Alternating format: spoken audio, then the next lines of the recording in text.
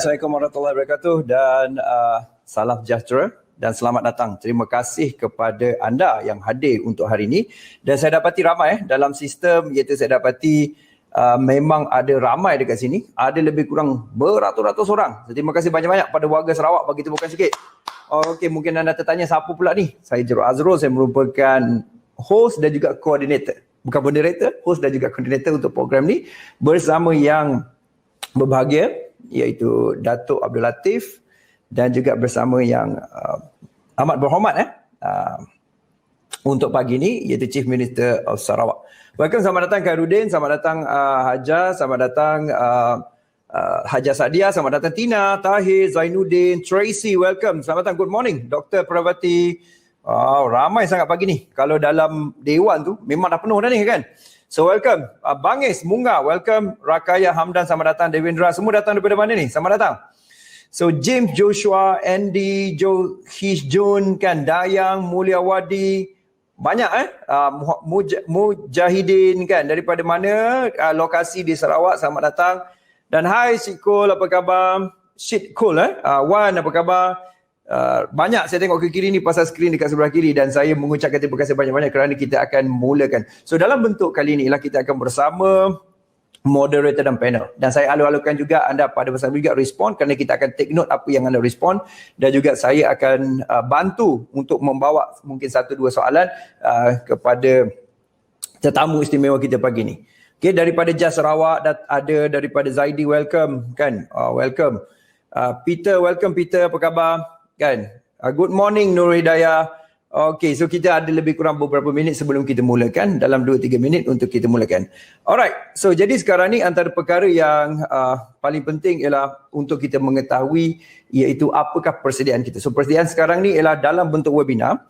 Apa yang anda perlukan adalah respon. Saya perlukan anda respon. Dan pada masa sama juga ialah kita akan bersama dengan dua tetamu istimewa kita untuk memulakan dalam masa 2 minit daripada sekarang. Okey, kalau dah ready, type ready kerana kita akan mulakan segera tanpa lengahkan masa. Selamat datang dan kita akan mulakan sekarang. Saya untuk pastikan ini, okey? Alright. So saya nak anda ready dan juga anda nak bersedia. Okey, type ready. Saya nak bersediakan anda ready. Dah ready. Kita ada okey, coming, jemput. So kenapa kita tidak mula on the spot? Kerana kita perlu masa dalam 5 minit untuk persediaan teknikal. Kan persediaan teknikal daripada anda lah khususnya. Mungkin anda tak biasa mungkin anda tak biasa. Kalau ada masalah, misalnya ada masalah contohnya iaitu masalah perkara-perkara yang tertentu, contohnya iaitu teknikal, tolong klik dekat bahagian atas tu, dia ada bahagian reconnect. So pastikan klik reconnect. So jangan risau, mana ada masalah klik reconnect. Nombor 2 ialah boleh type kepada admin dekat sini, itu ada sesuatu yang perlu anda memerlukan, tak dengar suara dan sebagainya. Sekarang kita saya berada dengan tim 3 orang bersedia untuk anda. So saya nak anda bersedia benih supaya tak ada masalah dalam sekejap lagi. Okey? So tanpa lengahkan masa lagi, terima kasih banyak-banyak. Ramai type ready. Kita ada beratus-ratus, lebih daripada 300 lebih dah sekarang. Tahniah semua Alright, so tanpa lengahkan masa lagi, saya akan bawa ke udara, iaitu kita punya tetamu istimewa kita. Alright, tanpa lengahkan masa, saya akan teruskan ke udara dan pastikan semua berjalan lancar. Okey, silakan. Assalamualaikum, Yang Amat Berhormat Datuk Patinggi. Apa khabar? Waalaikumsalam, alhamdulillah. Baik. Nampak Yang Amat Berhormat ceria pagi ni. Alhamdulillah, masih lagi dalam bulan Syawal dan rentas sempadan pun sekarang ni dibenarkan. InsyaAllah hujung minggu ni saya jangkakan akan berlaku dengan meriahnya kita meraihkan Syawal walaupun kita dah nak masuk minggu yang ketiga. Baik, Yang Amat Berhormat, terima kasih thank you despite your busy schedule. You know, we appreciate your presence for making time into this session. Now we are all aware the restricted movement, the COVID pandemic has actually created a lot of chaotic situation.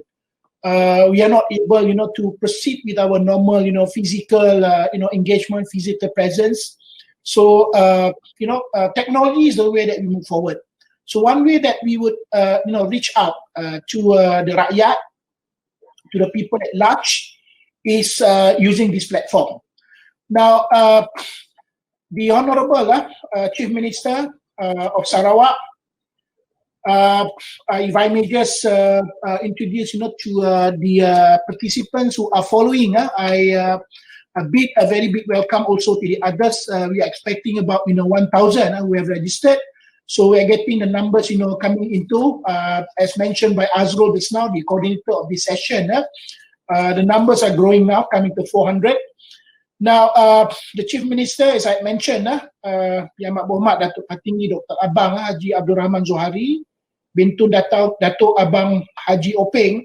I think you are fondly known as Datuk Abang Jo. I remember when I was in Sarawak 5 years ago, people used to address you fondly as Abang Jo. And I used to go to Pasar Lama, rumah the late Haji Abdullah, Makcik Maimunah, and I used to pass by your house. I never had the opportunity going over sebab saya rasa segan sikit lah nak pergi ke sana, walaupun ketika Raya Haji saya pernah juga berada di sana. Anyway, sir, we thank you for your time being able to be with us. Now, if I can just a short biodata. Yang Amat Berhormat entered politics in 1977. I think in your career as a politician, you won the Satuk seat in 1981. You were also, I think, later in 1987 made the Minister of Industrial Development. And you were also appointed as Minister of Tourism, Minister of Housing and Urbanization, as well as the Deputy Chief Minister in 2016.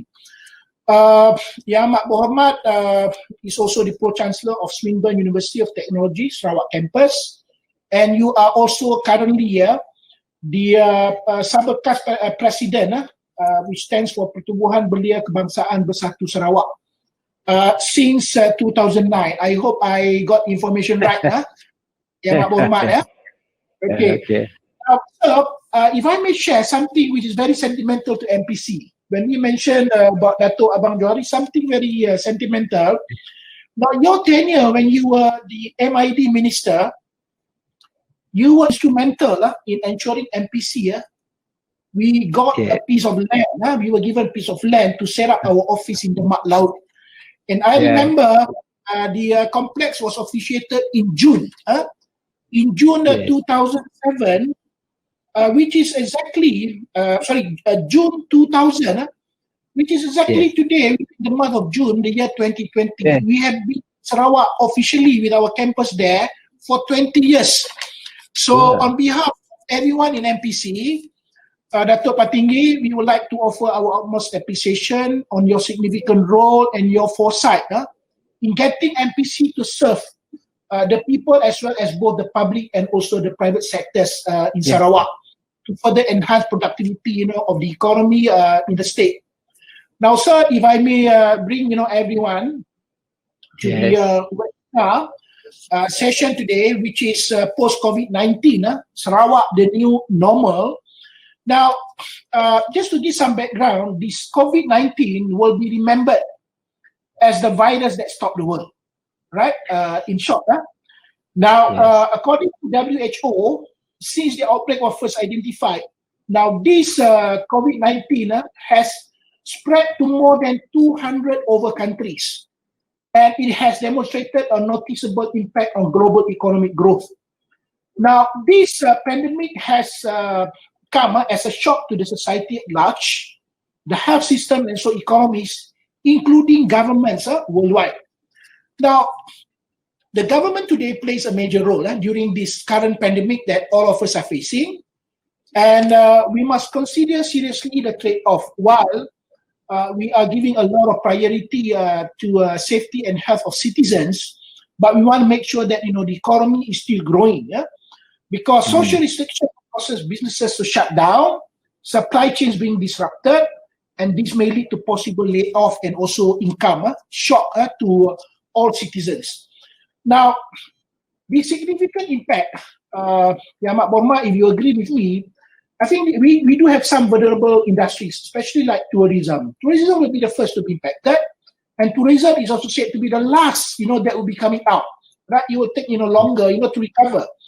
Now, we also have the manufacturing, hospitality, travel, and all this carries a domino effect on the SMEs. And we know that SMEs, made up 98% of all business establishments. Now, while we agree that we need to manage the health crisis and give it utmost priority, social economic consequences need to be looked into. So that is why I think we are very fortunate to have the frontliners who have contributed a lot, and we could see that we're able to flatten the infection curve. That's why I think the government also announced that we can open up more of the economic sectors.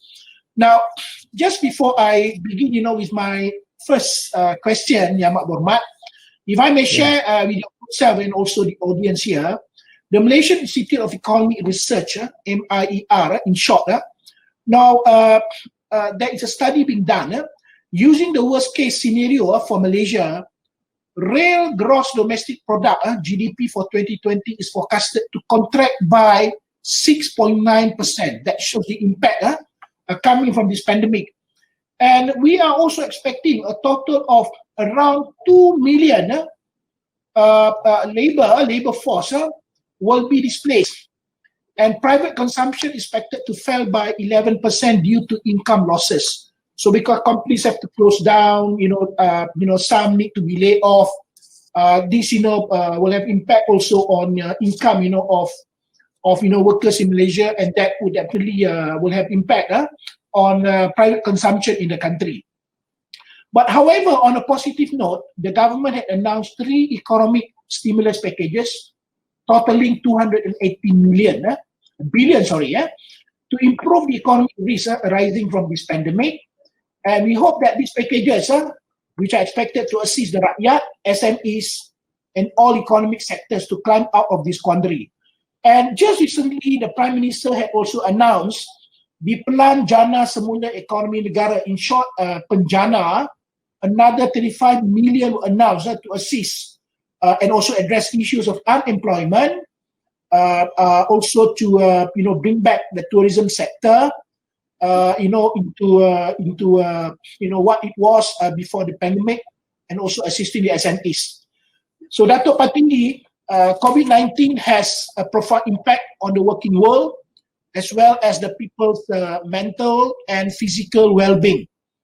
Now, some of the new normal includes temperature checks, health screenings, and crowd control measures.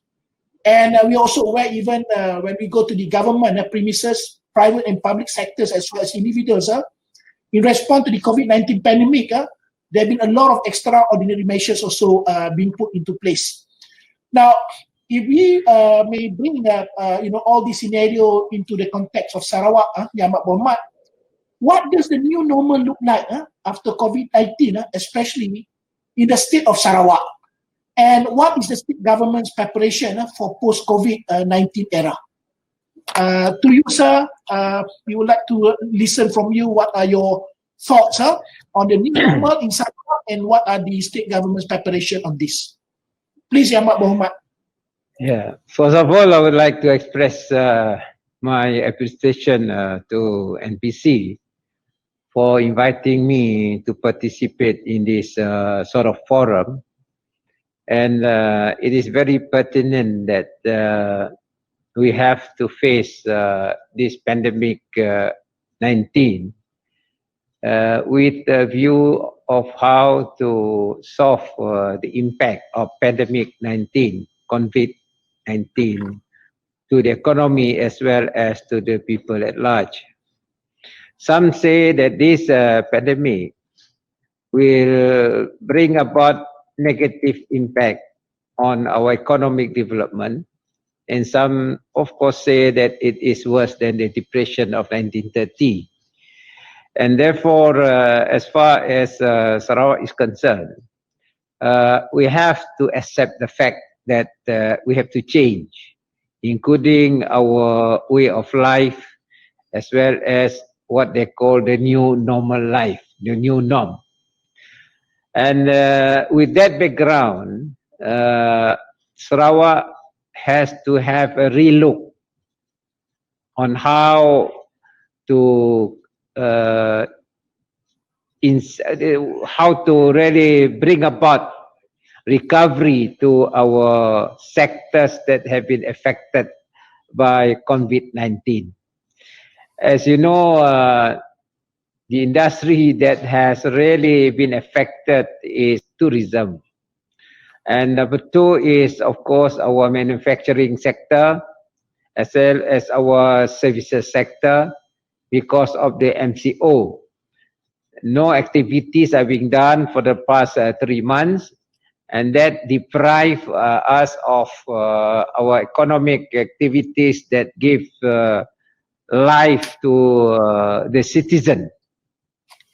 Against that background, what Sarawak has done is we have supplemented the stimulus packages by the federal government, and the state has actually under our BKSS Bantuan Sarawak Kusayang, we have injected about 2.3 billion ringgit to complement the packages that have been announced by the federal government. And that will, create certain buffer to the people that are affected by this pandemic COVID-19, particularly those who are self-employed. Number two is the SMEs, and number three is, of course, we have to assist in healthcare services. This is what we have done, and now we are entering what we call a recovery stage, as announced by the Prime Minister. And Sarawak is actually preparing itself for the short-term approach as well as the long-term approach in order to tackle the economic problems as a result of this COVID-19. Talking about the short-term approach, the past 3 months or so, we have stopped all our economic activities. And Sarawak has actually, in our budget, we want to implement all our infrastructure projects that have been approved by the government, actually in the midst of implementation, particularly the construction of our roads and bridges. Number two is our utility supply, that is power as well as water. And number three is our what we call rural transformation projects. And these are the projects that have been agreed to and in the midst of implementation. When the COVID-19 happened last 3 months, we stopped all these projects. Therefore, the short term, what we do, starting from when we open up our economy by stages, we continue with the implementation of this project, including the Lebuh Raya Borneo, the infrastructure project totaling roughly over nearly 30 billion. And this is the project that we will continue immediately when the government say you can proceed our economic activities. In other words, that will spur and stimulate our economy immediately. Actually, tomorrow I will be going to Krian district to officiate one bridge that we're going to build in crossing the Krian River as part of our coastal road construction. And with this project's implementation, the impact on our economy will be positive. This is our short term. And this project implementation will come up to the year 2021-22. For the long-term project, as a result of this pandemic COVID-19, we have to have a relook at our projects for the future. Sarawak has a long-term policy where we hope to be a developed state by the year 2030. And that is our long-term objective. And what we're going to do now is I have set up what we call the Sarawak Economic Action Council, where we have the academics, the professional, as well as the private sector and the public sector, to look into the direction what we should do as a long-term measure for our economic development. And there are 10 sectors to be looked into, and there are sub-committee where they will deliberate on the direction of our economy, because we feel that after this COVID-19, the original plan in our 12 national plan is no longer relevant. That is what we call a new norm. In other words, it's also a new economic approach that we have to undertake for the long-term interest of Sarawak as well as the country at large. Basically, the core is based on digitalization. That is digital economy and sustainability, environmental sustainability. That is the core. And then that will definitely influence the 10 sectors that I have identified. One is our data center and innovation. Number 2 is our education and human capital development. Number 3 is renewable energy. Number 4 is our basic infrastructure development. That is a continuation of what we have actually planned in our program. Number 5 is commercial agriculture, where we would like the private sector to come in our development of agriculture. And this agriculture is meant for not only food security, but also for export. Because as you know, we have advantage on land as well as on energy. Number 6 is manufacturing, especially SME and entrepreneurship. Number 7 is the mining sector. This includes oil and gas as well as gas-based industry, particularly petrochemical. And number 8 is forestry. Number 9, tourism. And of course, the 10th sector is services. Services includes our social projects.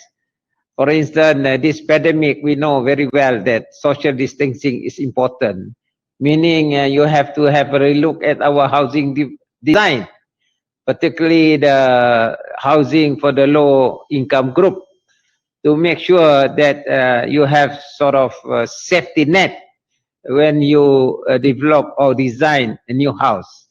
At the moment, I think we can see the impact of this COVID-19, because space is important, and therefore we have to look into our social amenities for the people. That is our long-term policy. And Sarawak, at the moment, I have a committee to look into this, and I have given them that timeline by September. They put up their recommendation to us for the government to consider, and that will be our focus in the 12th measure plan. Thank you, Yang Berhormat. Very detailed explanation on what are the measures undertaken by the government. You had also mentioned about the 10 areas that you are looking into to really address issues of this pandemic and bringing Sarawak out for this post-COVID-19. Now, Yang Berhormat, now you have put it rightly. You mentioned that this kind of pandemic, of course, it comes with a lot of this negative impact. But at times, crisis would also come with some blessings. All right, and you mentioned about the state, which is moving into digitalization, moving towards digital economy. So I'm sure with this pandemic, it really create the urgency and really ramp up the initiative moving towards that. Now, within these extraordinary challenges that everyone is facing, even within the context of Sarawak itself, issues of uncertainty, Leaders are also, I think, under pressure, to make decision. And we mentioned about the trade-off between, citizens, health and safety, and also economic survival. Now, of course, decision by the leaders would definitely shape the state, for years to come. Right? Whatever decision that we make, and whatever policy that is going to be, expedited, on ground, that will shape, the state, for years to come. Now, as I had mentioned, in every crisis, we're bound to have opportunities that we can seize, and at the same time, there are also blessings. If we look at it, positively. Now, my question to you, sir, what might the silver linings of the crisis be in the context of Sarawak? Right, in every crisis, you want to see some silver lining, in that. And how can leaders, especially in Sarawak, use this very moment to build a more prosperous, equitable, and sustainable development environment? As you had mentioned, sustainability and also environmental is one aspect that the state government is giving, emphasis on. Now, how will Sarawak change towards ensuring that post-COVID-19 is sustainable and inclusive, right? So what will be the silver lining within the situation we are in, and how can leaders, build, this the momentum towards a more prosperous, equitable, and sustainable environment, and how will Sarawak as a state, change towards ensuring that post-COVID-19 is sustainable and also inclusive? Thank you. As I mentioned earlier, that we are entering into a new way of life, as well as economic landscape after COVID-19. We know very well that the next 10 to 15 years, I think the key is more on digitalization. We are very lucky that we started the awareness of digitalization 3 years ago, when we had our what we call IDEX conference, where we invited international experts on this. So in other words, the culture of digitalization has been there 3 years ago. And now some are quite skeptical before, but now they realize the importance of technology. For instance, fishermen also now selling their what they call ikan through online, and then they order everything on the line now. So that has really changed the mode of transaction. No longer physical contact, but rather based on online e-commerce. So in other words, Sarawakians are now gradually getting aware on the importance of technology. And the Sarawak government, as you know, we have set up our Sarawak Multimedia Authority, SMA, and we are complementing the federal government, putting up our basic digital infrastructure. Even now, we are looking into how to implement 5G. As you know, Sarawak is a very large state, and we have to spend quite substantial fund to put up our infrastructure development, which is now being currently done by the state authorities, together, of course, together with the Multimedia Corporation, a federal government agency. So this is one area that will change our lifestyle, meaning the new norm. Number two is the importance of environment. Very, very important environment. Because, you know, this COVID-19, whatever you say, is something to do with healthcare. So healthcare also has to be connected with your, you know, how you live. So these are all interconnected. For us in Sarawak, we are very fortunate. We are blessed with all these resources. So what we do is we want to enhance our environment by using latest technology. At the same time, we want to transform our various economic activities, including agriculture, using, for instance, IoT and certain other technologies in order to increase productivity, increase production, and then you can become the supplier of this important food security. So these are the example what we are going to do. And as I mentioned earlier just now, it has to be inclusive. You know, there must be a connectivity between urban and rural. Urban is where you have these financial sort of facilities available using blockchain, even blockchain technology later. And then what is important is there must be connectivity between urban and rural. And rural, you have to transform as a source of all this product using technology. So this is what we are going to do for the next 5 to 10 years. And as you know, Sarawak is export-oriented economy. We have to sell our products to the market. At the moment, I can share with you that our Singapore office, our trade office in Singapore, they got a lot of queries because they want to make sure that enough food in Singapore as well as from Singapore distributed to other areas. So our office in Singapore, it was fortunate that we set up the office last year, and that become our contact point in Singapore.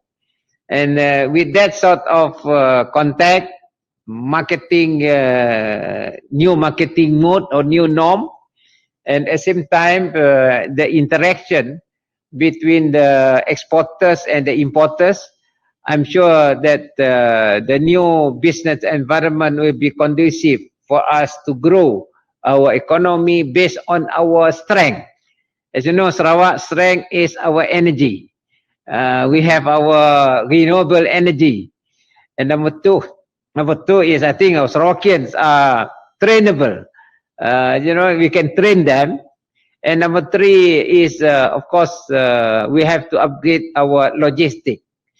I'm talking about even cargo, air cargo has to be enhanced. And then with that sort of connectivity, together with what we call digital connectivity, e-commerce, as well as production using technology, I think this is part and parcel of that inclusivity that we have to get people engaged together, and then they will be able to play their part after COVID-19. But what is important is infrastructure. That is why the state government spend billions to upgrade our infrastructure, including the coastal road. As you know, Sarawak is very vast, a lot of sungai. Kita terpaksa lah bangunkan banyak jabatan. Dan jabatan ni jabatan yang besar-besar. Last time, you know, we have all this sort of infrastructure that is needed, a lot of fund. But we have what we call a new engineering, financial engineering, for us to fund the cost of this basic infrastructure. Once the infrastructure is in place, including water supply as well as energy in the rural areas, then the economy will start churning its part. Ya, Mak Berhormat, I agree with you. Sarawak is a blessed country. It's not just about your renewable energy. I think the environment there, you know, you got a lot of this posh green, you know, scenery and all that. You know, the country is still naturally remain intact. The beauty is there. I can tell you a lot of people, they look forward even to retire in Sarawak. I was there for 5 years. I've traveled a lot. Welcome. And it's just that sometimes we don't really, you know, set, you know, where we wanted to go. We just sit in our car, we just drive all the way to Cebu, and we just check in and it's just that the environment is something that, you know, people really appreciate. And it is always a break for me when I go down to Sarawak. You know, even though on official duty, but I take it as a break because the environment there is something that you don't get here in Kuala Lumpur. Oh, thank Right, you. sir. Thank you very much, sir, for the explanation. We all agree that COVID-19, this pandemic has also exposed the quality of governance, of institutions, Yes. governments, and all that. Sir, if you may allow me, I would like to move into the public sector, organization, public sector service. Now, we know that with this pandemic, most of our citizens, the rakyat, will turn to the government, for assistance and also protection, right? And of course, if, leaders and also civil servants fail to deliver requirements of the rakyat, they quickly lose, credibility and legitimacy. Now, could you share with us, how can civil servants in Sarawak, right, and civil service in this state has already been benchmarked by others. Yeah. I know because I've been doing a lot of benchmarking programs.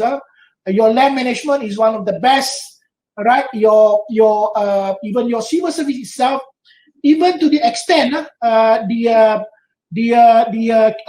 management of your Sharia cases, the other states are, they benchmark Sarawak. Now, coming back to the civil service, how can civil servants in Sarawak be more productive and improve their service delivery, especially after COVID-19? What is it more they can do? Now they are, efficient. What is it that they can be more productive and be more efficient? Would you mind, sharing with us, your thoughts on this, sir?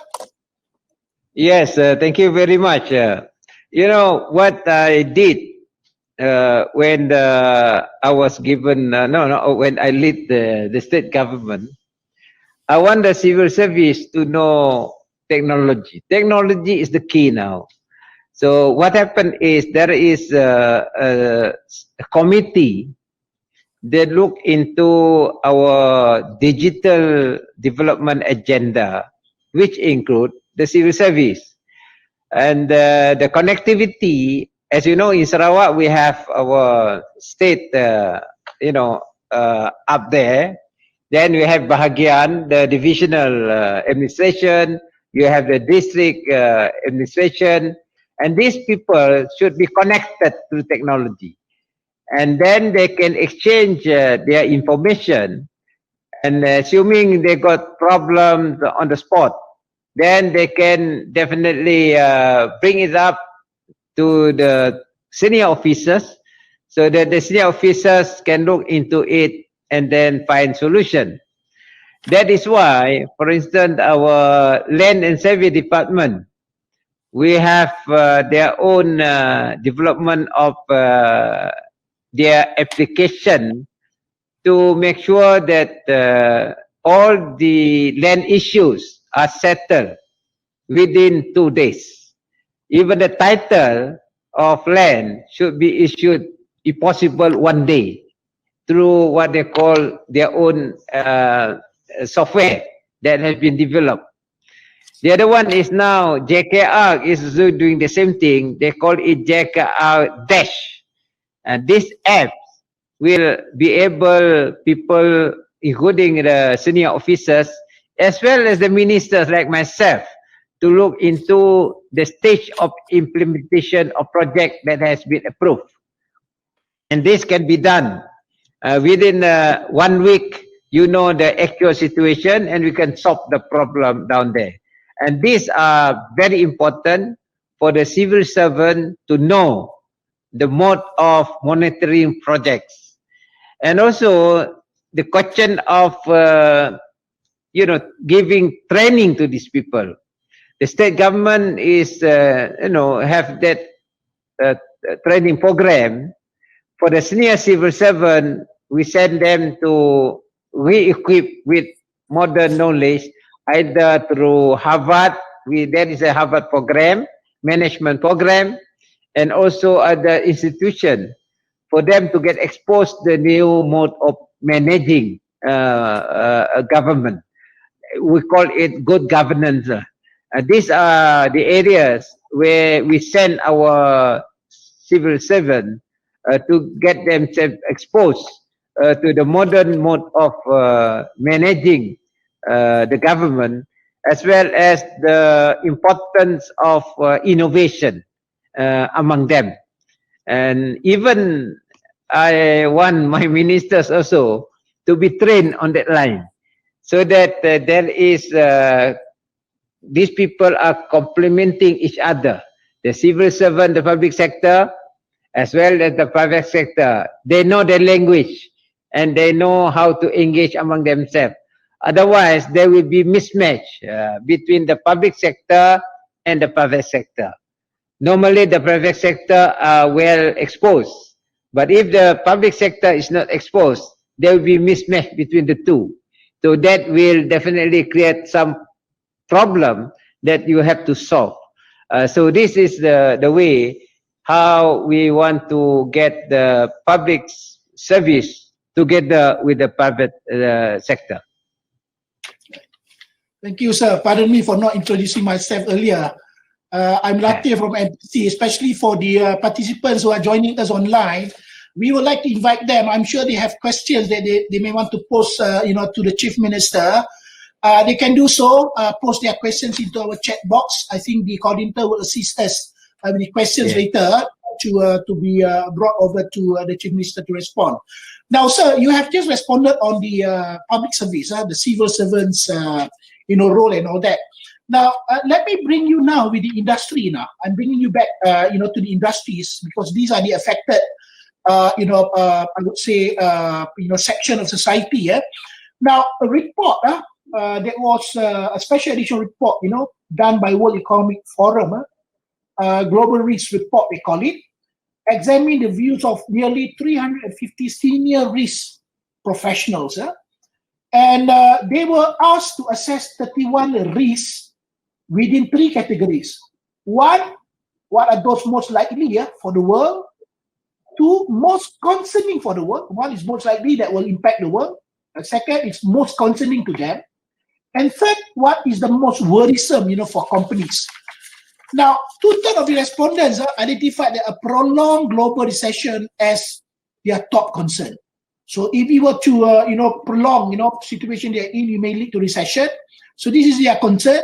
And half of these respondents identified bankruptcies, and industry consolidation, failure of industries to recover, and also disruption of supply chain as, their crucial worries, right?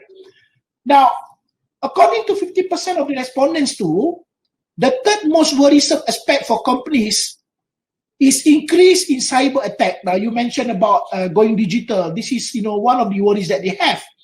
And of course, data fraud is also one, concern that they have, as well as the breakdown of IT infrastructure and also networks. So these are some of those, top concerns to many of the respondents. Now, we are talking about industry here. We're talking about companies. We are moving from public sector that we discussed earlier. In your opinion, what can industries or companies at firm level do to accelerate the economy in Sarawak? And what are the ways entrepreneurs and SMEs can be resilient, especially under the present situation? Well, it's a very difficult question, but I'm sure the private sector also has to adjust themselves to the new norm. The way they run their business, the way they really manage all the other sectors in the economy, they have to change. For Sarawak, we are quite blessed because we are resource-based economy. Meaning what we do, we just accelerate on our process of production. And number 3 is, of course, the private sector must identify the market opportunities. These are the key areas they have to look into. Because at the end of the day, it is the market that determines their survival. And therefore, they have to analyze what are the potential in the market. At the moment, one area that I am very confident has a very bright future is agriculture, food security. And in terms of pricing, this food must be reasonable and affordable to be consumed by the market. And I think for Sarawak, that's why we want to emphasize on commercial agriculture. I think the market is quite large. For Sarawak, as you know, we are in this part of the world where the bulk of the population is within 6 hours flight.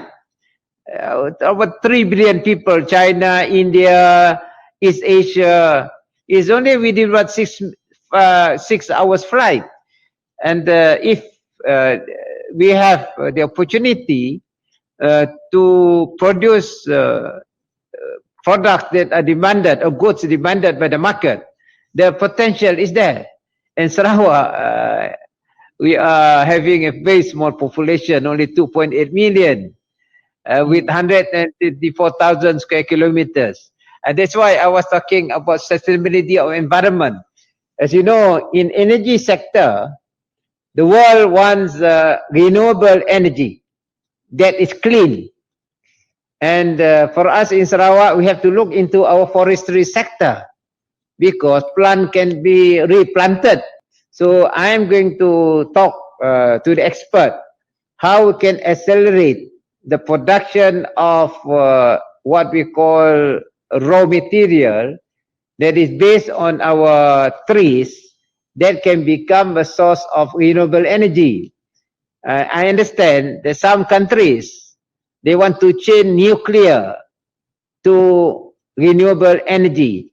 And they have what they call discovered wood charcoal, meaning you have this pellet of wood that can turn into charcoal to produce energy. And for that, I think we can plant our trees here with that vast area to produce this new product meant for energy. Number two, as you know, Sarawak is now experimenting on hydrogen, where you use the process of electrolysis to convert hydrogen from our water resource into hydrogen. And hydrogen economy is fast expanding now. Actually, in Sarawak, we have bought 4 Hyundai vehicle as a test experiment using hydrogen as another form of energy. Meaning, renewable energy is there. We got the resources. The only thing is we just develop scientifically. So meaning, what I'm saying here is this, that the private sector must be able to analyze the potential, and then they can play their part in the changing world, because throughout the world we need clean energy. Though one is food sector, food security. Number 2 is renewable energy, and that is why we have to have a relook at our 12th National Plan, where sustainability, environmental sustainability is the key. Talking about this, it also helps on our healthcare, because our what we call biodiversity resources, we need a lot of scientists to look into the possibility of perhaps producing a new vaccine. We do not know what are the new diseases again after this COVID-19. We do not know, because environment is the key. Once you are living in a very clean environment, that is already a security for you to get out of this, these new diseases in the world. Thank you very much, Bormat. Very interesting explanation that you are sharing with us. Now, we realize that, with this pandemic and restricted movement is also, put into force. Now, we see that a lot of, families are being, confined, within their own, homes. Now, we could also see that data consumption is also on the rise, because people are now using a lot of this digital technology. They are using online, facilities and all that. Now, for example, like isolated families in their home now, they are using, video services such as the WhatsApp, Skype, And business meetings, like what we are doing now, sir, we have moved into utilization of these systems such as Zoom, GoToMeeting, webinar, and also other digital platforms. This actually leads to new business and employment opportunities, and that's why we could see that while there are some other while other sectors are experiencing impact, where they have to slow down their operation, some leads to closure of their operation, but new business start picking up, like food delivery. You can see that a lot of usage of this kind of system now. You see even companies are now having meetings using online system without having physical presence. They don't have to go to the office. Now, even within the context of MPC, sir, we propagate the concept of what we call productive from anywhere, meaning to say many are using the concept of working from home. You don't have to go to the office. We in MPC, we propagate what we call working from anywhere. Doesn't matter where you are, but as long as you deliver, right? You need to have the mechanism, you have your KPI, and then we have what we call weekly meeting using this technology. Now, within the context of Sarawak, sir, because of this so-called, restricted movement, people are still adhering to this social distancing because the virus is still there. It is going to be there forever, unless we come up with some vaccine, or some measures that we're able to get rid of this pandemic. Now, as I had mentioned, what is your take, sir, when we talk about this technology now, which more and more people are now investing into, including companies? Now, if you look at within the public service, will there be a scenario whereby you will allow employees to work from where they are, as long as they get connected to the internet, they have got all the gadgets and equipment, and as far as their supervisors are concerned, they deliver. So what is your thought, sir? Because you mentioned about digital. Digital is actually really moving into online, all right, using what we call this online technology. So your take, sir, on the scenario that I have just brought up. What are your thoughts, sir, please? Yeah, thank you. There's been a lot of debates about digitalization because you will change the way you work, and that will create unemployment to certain sector. A lot of debates on this. But I believe that there must be a solution to this because technology will create new jobs. When you create a new job, then you have to be trained for the new job. Then the old job is no longer applicable or relevant. That will be redundant. And therefore, your training has to be there in order for them to get familiarized with technology. I remember I read of one, debate on the Industrial Revolution before the invention of steam engine. Before that, there was transportation using horses, and you have somebody in front of the horse, behind the horse, for the carriage of the horse to transport goods and services. But then when train come in, that job is replaced by the train driver, meaning it's no longer a man, behind the horse, getting the horse to run. So this is a new job. The same with technology. So when you talk about cyber security, meaning you have to have cyber engineers, a new profession altogether that look into cyber security. How are you going to really protect information that travel from one spot to another spot? I was in US the other day, and what, this one company in Silicon Valley is still experimenting how to protect information using fiber optic, even cloud. Now they want to protect information that travel from one area to another area, or one spot to another spot through crowding. fiber optic, of course, there is a element of protection, but not cloud. So this is, I think, new research, a new way of life, a new job that will be created. The other one is, of course, your data analyst.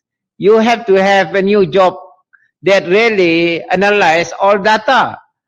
And meaning, what I'm saying is, when you go to a new era, there will be a new job available in the new era. And we have to train our people towards a new era. So because your economic landscape has changed, you know, mobile payment.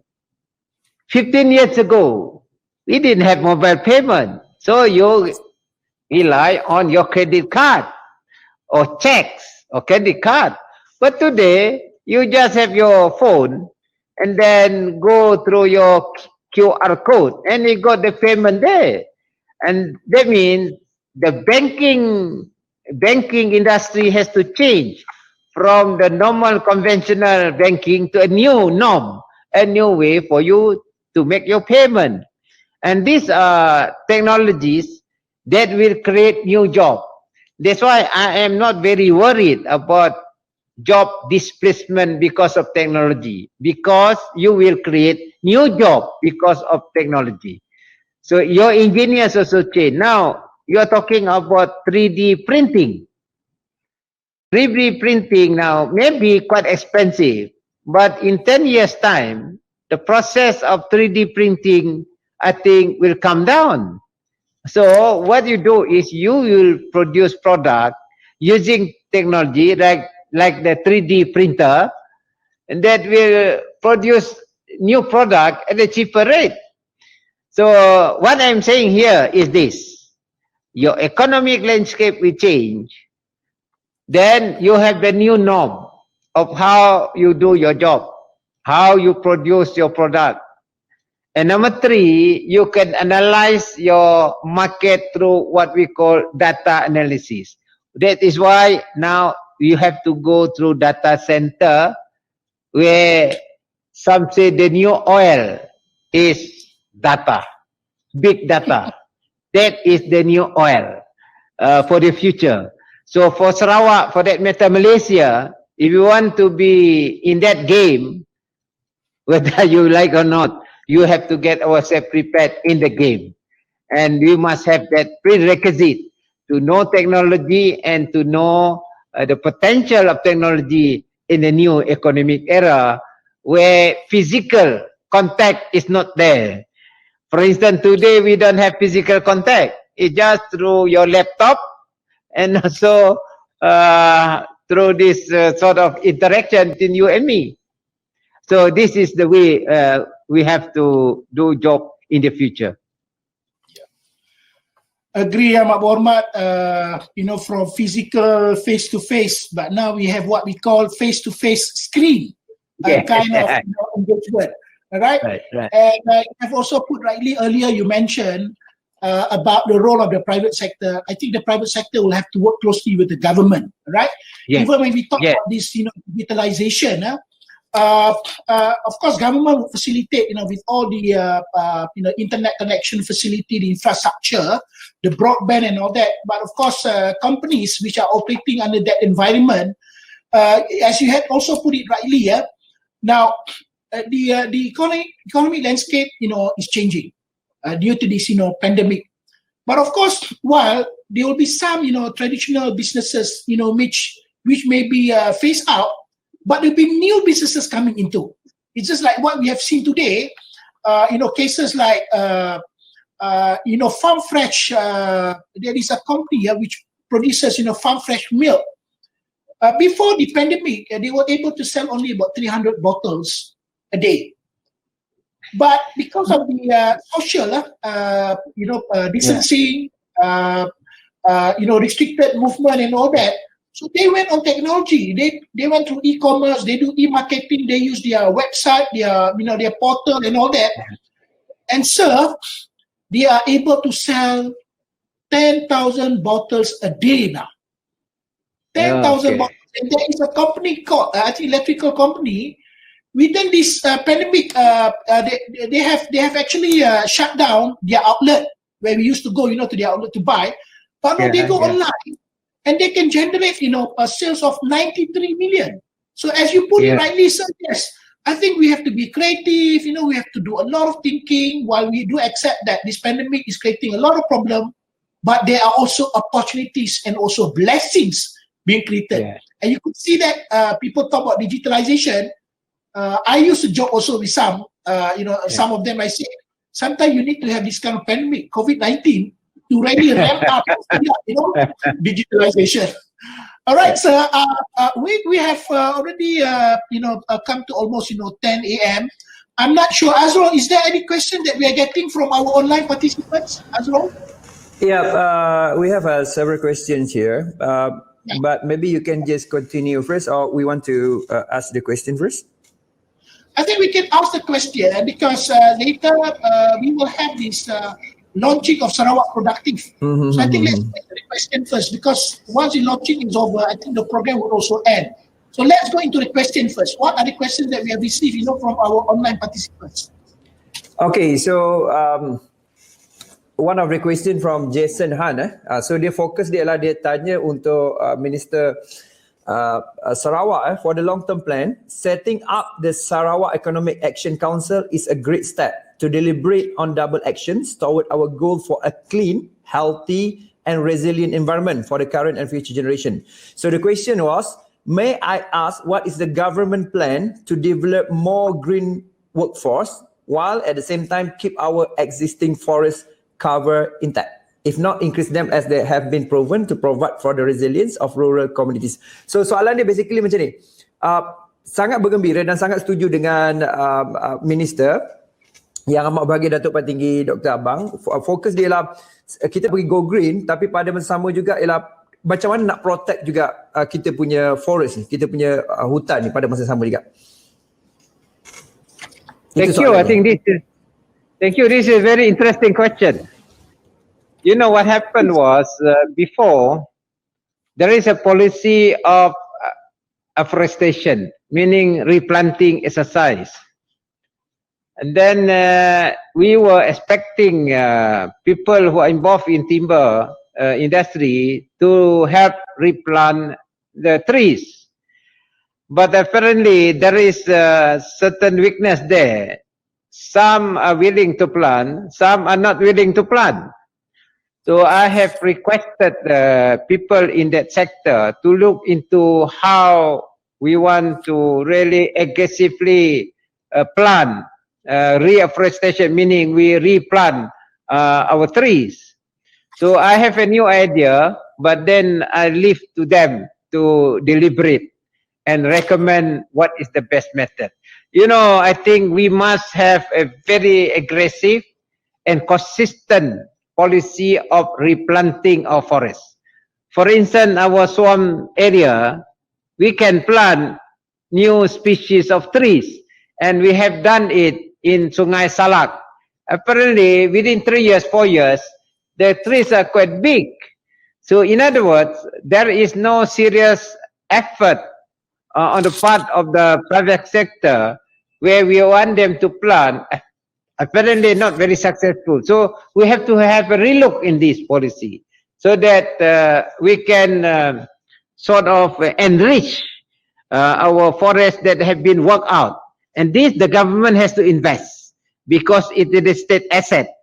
To me, whatever revenue that we have to reinvest our fund to do reforestation. And this is very important for our future, not only for environment to produce oxygen, but also a very consistent and well-planned forestry policy as a raw material for the end product of our forests. Very interesting question, but I leave it to the members of the Economic Action Committee Council to look into that possibility. Thank you, Ya Mbak Muhammad, Datuk Paling Tinggi. I have list of questions. My SO just handed over to me, sir. But I'm not going to read all of them. It's just too many. I will just probably pick up a few. Now, this is from Kennedy Deng Belare. He's saying, good morning, Datuk Padigi. Is there a special relief fund for Sarawak SMEs? Commercial banks are not approving all applications for SRF. Any special funds with easier approval for Sarawakian business owners? Yes, as you know, yes, this special relief fund is the fund processed by Bank Negara. They are given allocation, I think about 5 billion. And we have agreed, and Bank Negara has agreed to allocate 1 billion to Sarawak. So in other words, the fund is only restricted to 1 billion and dispersed by the bank, the commercial bank. What Sarawak is doing is this: with that 1 billion, Sarawak will absorb the interest. In other words, interest free for 3.5 years. The SMEs who got the fund, the loan from the commercial bank, they don't have to pay interest. The Sarawak government will pay interest. In other words, if you want to talk about the volume that is being granted by Bank Negara to this special fund, relief fund, Sarawak only got 1 billion. Unless there is additional volume, additional fund, then we can expand it. But for Sarawak to give out the fund, we have to talk to Bank Negara. Thank you, Ya Muhammad, Datuk Patinggi, for responding. Another question, this is very straightforward. It is from Deborah Dries. How Ya Muhammad, you mentioned about the 10 sectors, which the government of Sarawak is now giving focus on, and she is asking how can the rakyat participate in contributing to these 10 sectors that you mentioned? How can they come on board? I think they would like to be part, of this initiative. How can they participate? Thank you very much for the response. At the moment, let the council and the sub members of the committee to deliberate and let them recommend. I can't respond at the moment because it is basically based on their recommendation. Inside the committee, we have experienced people and economists as well as academics, plus the private sector. I would like them to deliberate first and see their recommendation, because this is multi-dimensional views from the private sector, public sector, as well as the professional, including academics. And we have to look into and study their proposal, and then from then on, then we have policy by itself for us to implement for the next up to the year 2030. This is very important because it must be an inclusive policy, not only the government itself. Government must get the feedback and views from the public, and that will be a policy that is very inclusive for the future of our state. Right. Datuk Patinggi, banyak soalan ni lah Datuk Patinggi. Saya ingat setengah tu mungkin we will just get posted to your office, get your officers to respond. Maybe there's one question. Yeah, there's one question here, I think, which is pertinent to our discussion. This is coming from Lucas Drus. He mentioned about yes, there is a need for good connectivity if we want to embark on full digitalization initiative, going towards digital economy. Now he would like to know what is the action now being taken by the Sarawak government to address the internet inequalities. Yeah, you mentioned Sarawak is a big state between the urban and rural area, because there is a need for increase connectivity, so that the rakyat in Sarawak can have access and they can be part of the whole digital economy program. Yeah, I think our digital program started only about 2 years ago when we set up SMA, and we have given them on the state side allocation fund about 1 billion ringgit. And it takes time for us to set up our towers and also fiber optic. And this is very important. It's in the process now. It takes time. I know it takes time. If we were to use satellite, it's very costly. But we are looking into the various technology that is available in order to accelerate the connectivity aspect. As you know, during the COVID-19, even education has transformed. You can see people are learning through Zoom. And Zoom is a new software. There's a combination of Skype. Originally, it was Skype, but they improved it to produce this new software. I understand the inventor is very young, and this is being used in our education. The other day, I was with one student, and he was interacting with his colleague, 6 students and 1 teacher. And this is what is being done now. In other words, what I'm saying is the infrastructure, I hope, by the year 2023 or 25 are all covered between the north to southern part of Sarawak, hopefully. And this will definitely transform the connectivity landscape in Sarawak. It is a tough job, but I hope we can definitely reach our target. At the moment, yes, there are a lot of black spots because there are towers are not available there. We are now doing it at the moment. Thank you, Yama Omar, for responding to some of the questions here. I think the rest, I think, sir, we will get it posted to your office. Yeah. Yeah, just so many, Okay. and I know a lot more are coming. Now, Yeah. sir, I think we have, reached, I think, to the end of the session. And if I may, thank you again, sir, for your frank Thank you. responses and so down to earth explanation. You have been very clear with your explanation.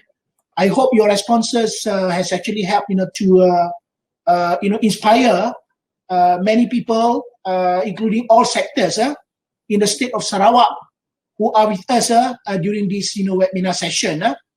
Now, we believe in one thing, sir, while we are under these difficult challenges, not just Sarawak, not just Malaysia, I think the whole world is under the challenges that we are all facing, but we need to stay positive, and we take it as an opportunity to be even more productive. Now, the tagline that we have been proposing, stay safe, stay healthy, but we can still stay productive. Now, this is where the importance of really leveraging on digital technology. You can be where you are, you can be at home, you can be working away from office, but you can still be productive. So thank you again, sir, for spending your time and also responding to many of the questions. You have also shared your thoughts in many of the issues that were raised, questions that were also posed to you. Now, I would like to take this opportunity, sir, since we have what we call the launching of the Sarawak Productive.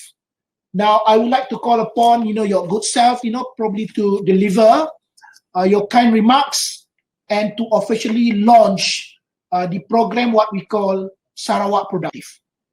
Over to you, Yang Mak Berhormat, please. Thank you very much. To the people out there, I would like to express my appreciation for participating in this webinar. Last time there wasn't any word called webinar.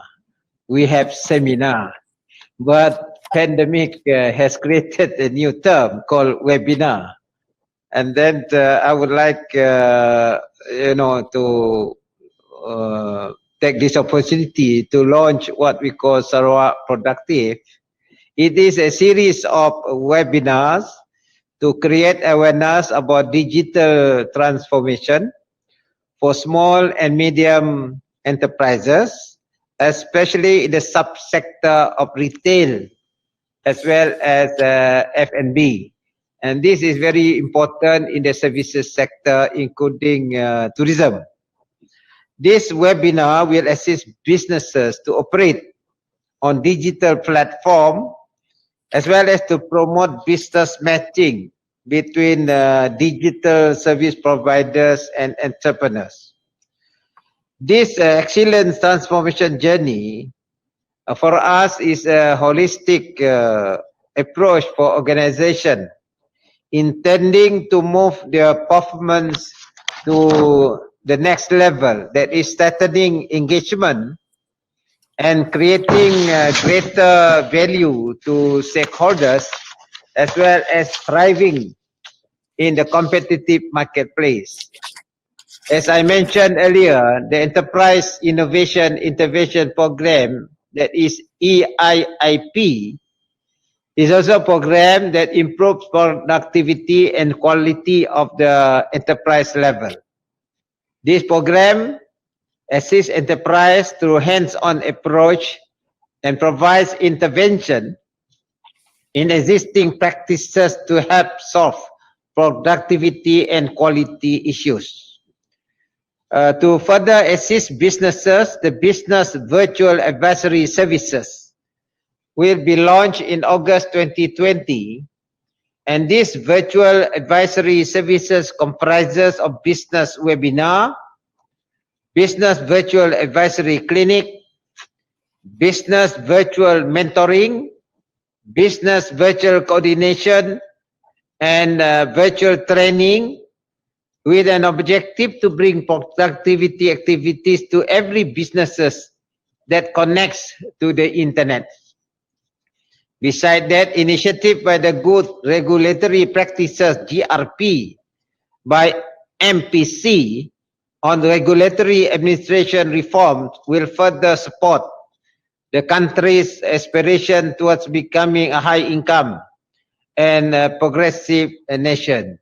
With that, I would like, with great pleasure, to officiate the launch of this Sarawak Productive. Thank you.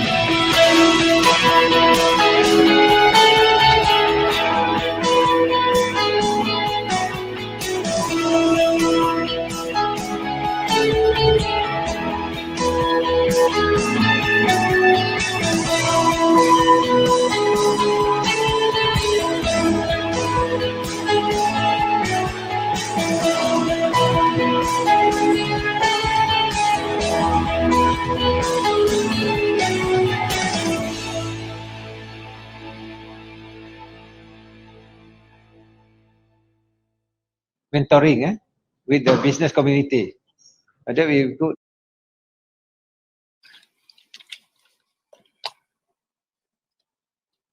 Thank you Yang Berhormat for officially launching the Sarawak Productive, and I would like to congratulate also everyone in Sarawak because the various programs which have been outlined to be implemented with this program Sarawak Productive. We hope that it will assist all organizations, also industries, to bring them to higher level in terms of productivity improvement. So once again, sir, we would like to thank you and also all participants who have participated in our program post COVID-19, Sarawak the New Normal, and honored to serve you, sir, and also the state of Sarawak. Sayangku Sarawak and sayang productive. Please stay safe, stay healthy, and stay productive. For the participants, before you pen off, please fill up the evaluation form, because these will help us, to improve further our future, services that we provide to you. So thank you again, sir. On behalf of MPC, we would like to thank you and the Chief Minister of Sarawak, and also everyone in Sarawak, the civil service leaders in Sarawak, and also the industries. We look forward, to a stronger and closer collaboration between the state of Sarawak and also us in MPC. Thank you again, sir. Have a good day. We'll see you again. Take care. Thank Stay you. safe. Thank you, Datuk. Thank you very much. Thank you, Datuk. See you lah. Nanti datang Sarawak lah. See you again. InsyaAllah, saya akan datang. Terima kasih yang berhormat. Saya akan sampai nanti insyaAllah. Yeah.